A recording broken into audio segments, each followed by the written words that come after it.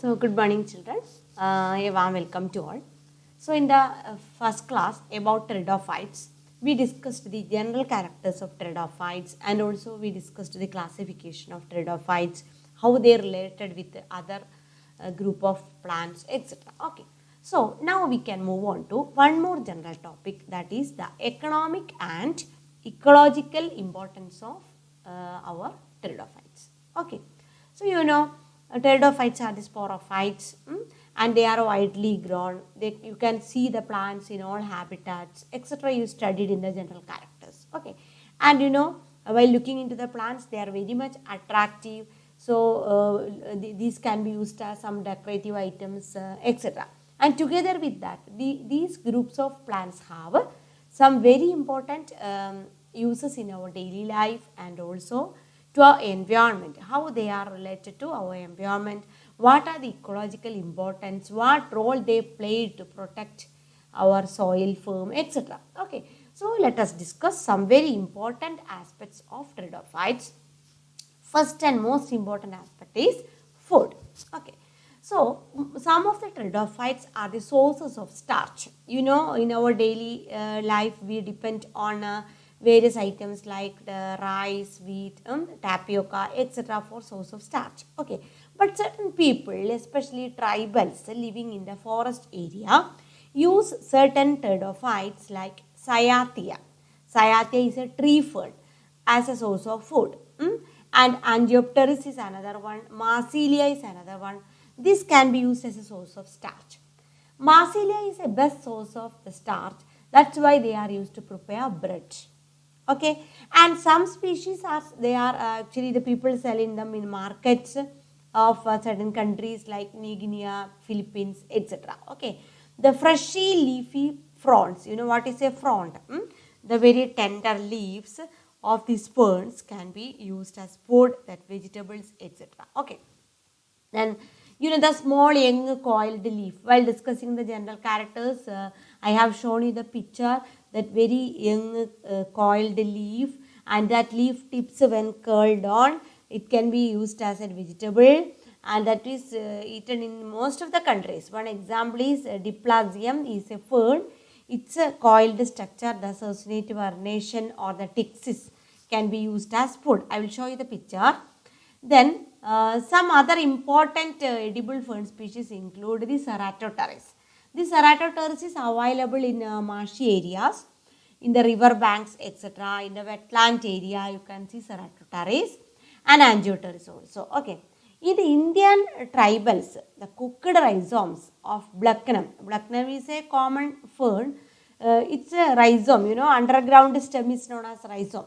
After cooking, it can be used. And also another fern, namely Cyathea, its center portion, the pith, can be also used as a vegetables. Okay, they are boiled, cooked, and it is edible. Clear? Okay. Then Asplenium is another important fern used to. They are used to prepare salt containing potassium. Say an artificial salt containing potassium is prepared from Asplenium. Okay, so I here mentioned some very important ferns like Cyathea, Angiopteris, Marsilia, Blechnum. You have to mention some important names. They can be used as preparing food items, source of starch, source of bread, vegetables, and so on. Okay. Now, see the images. So, usually people in the tribal people and also people living in certain countries like Philippines, etc. use these ferns as food. So, this is a tree fern, Cyathea. This leaf can be used as vegetable. Rhizome can be cooked. And this is the tender folded structure, that is the succinate vernation, young leaves, coiled leaves used as vegetables. You see how beautiful when they are transferred in the plates. So very beautiful. And this is that prepared fern pickle prepared from the leaves and the roots and the tender parts of ferns. Okay. Now, and another very important aspect after food is fiber, handicraft, and construction materials. Okay. Usually when you are decorating your home, when you are decorating your house, when you are going to decorate a hall during a ceremony or a festival, So this is a very good item for your decoration. Okay. So most of these ferns provide soft hairs. People use these hairs to fill pillows. Okay. Example, Cyathea stem. And tree ferns are a good fencing material.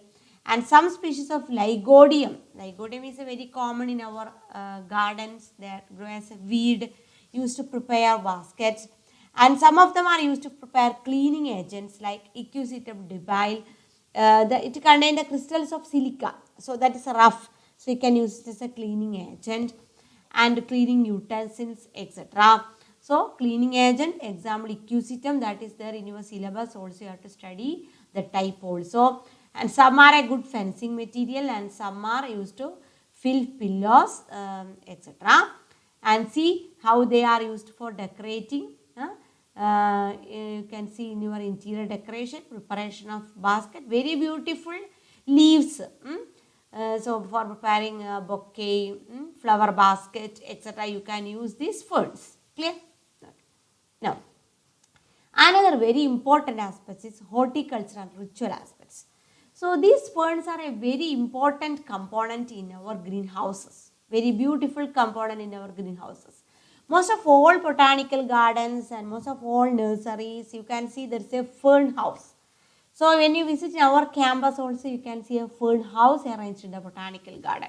That's an attractive part of the botanical gardens.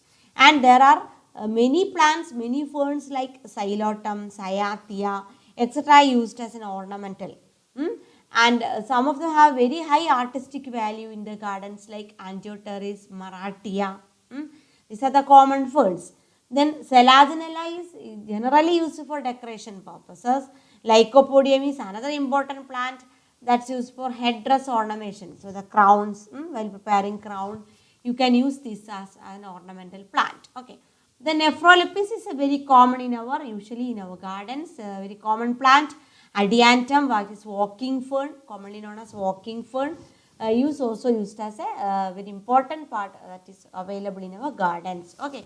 Then Selaginella lepidophylla, an important species, is sold as Sanjeevani booty. Means once the plant gets water, it gets rejuvenates. So when you keep the plant there for a long time, sometimes it become dried condition. So you just spray the water, it become rejuvenate in the original condition.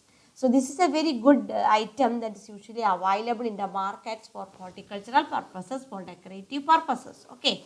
So Selaginella lepidophylla. So very common attractive ferns in the garden include Xylotum, Selaginella, Cyathea, Lycopodium, Nephrolepis, etc. Understood? Okay. Now, see, these are all available in the part. This is a common fern. These are the ferns.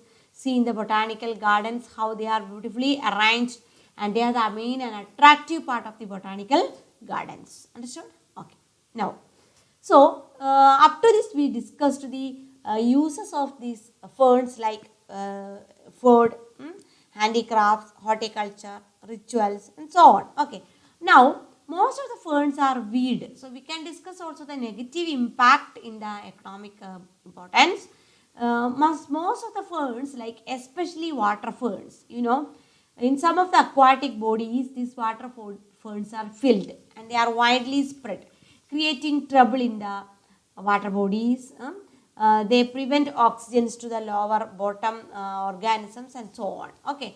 One very important example is Salvinia. You can see Salvinia spreading in the water bodies, and they are actually a good weed creating problems. At the same time, people nowadays try to prepare decorative items from this Salvinia.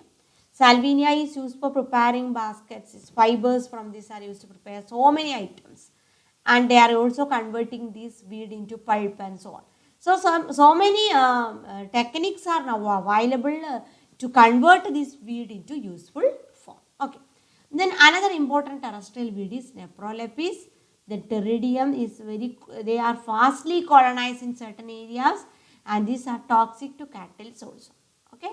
So some of them are very common weeds. Clear? Okay. Now, another important aspect is biofertilizer. Some ferns can be used as biofertilizer. You know what is biofertilizer? So, Fertilizer prepared from living materials are known as biofertilizer. So we are usually buying fertilizers from markets, chemical fertilizer available, organic fertilizer, etc. So a very common water fern, a very minute fern, water fern is Azolla. You may be heard about Azolla. So Azolla is having a very good feature that the Azolla showing symbiotic association with a nitrogen fixing cyanobacteria, namely Anabaena. So a cyanobacteria, you know cyanobacteria, it's a prokaryotic organism. They can photosynthesize, they can fix atmospheric nitrogen into their body. So plants cannot fix atmospheric nitrogen. Only leguminous plants with root nodules can fix nitrogen. But these group of cyanobacteria can fix nitrogen. Clear? So Azolla is a fern. In its body you can see some cyanobacteria living. That is in symbiotic association. What do you mean by symbiosis? So Azolla plus cyanobacteria is a symbiotic association. Okay. Azolla giving some features, some important factors to the cyanobacteria, and cyanobacteria fixes nitrogen, and this nitrogen can be available there. So the nitrogen fixation is possible when cyanobacteria living inside Azolla. So a mutual relationship or mutual benefits. So when you grow Azolla in your field, what happens is the field is enriched with nitrogen. So there is no need to apply chemical fertilizer. Okay. So paddy fields, this is very important while you growing Azolla, that paddy or rice having rice will get that nitrogen very easily. Clear? Then Azolla is able to fix nitrogen and increase the fertility of the soil. Clear? So this is an important biofertilizer. So you can define biofertilizer and you can write an example from the fern. Azolla, very important point. Clear? Okay. Now the uses of ferns in medicine. Some of the traditional medicines are available already used by tribal peoples, and now various ferns are used to treat human diseases. One very important example is Dryopteris. Dryopteris is used as an anti-helminthic drug. Okay. And rhizome, it's front of rhizome of Adiantum. Adiantum is a common fern. Its rhizome is used for wound healing. And also the leaf and root decoction is commonly used. Adiantum is commonly used for chest complaints, etc. And for stomachic disorders and diarrhea, lycopodium is very effective. Okay. So they are commonly used as to treat various diseases that traditionally using ferns. These are available in our field also. So you can use this for to treat various diseases. Okay. Now they are the best ecological filters or indicators. Okay. Their abundance, their presence indicates something. So density, structure and distribution, they act as an ecological filter. Okay. So their presence indicates the presence of some important points. If they are present in some area, that means that soil is enriched with nitrogen. If they are in some area, you can say that is enriched with some minerals, etc. And they are a good soil binders, they prevent soil erosion, etc. So in preventing soil erosion, they play an important role. So they bind the soil, prevent soil erosion, and they are the storehouses of minerals, nutrients, etc. Clear? So they are having some ecological importance also, that is they act as an ecological indicator also. Clear? So I hope this class is very well understood by you. So in this class we discussed the economic importance, especially the uses of ferns as food, ferns used for decorative handicraft like preparations. Some ferns used as biofertilizers, some ferns are very used in medicines, as well as some ferns are weeds creating trouble to people also, and some ferns are best ecological indicators. They provide to trap atmospheric carbon dioxide because they are highly photosynthetic. They prevent pollution, and they are growing in the area having rich nutrients also. Say they are soil binders, they prevent soil erosion, they provide nitrogen to the soil, so on. So that are the ecological importance also. Okay. So, so I hope you understood well. So have a nice day.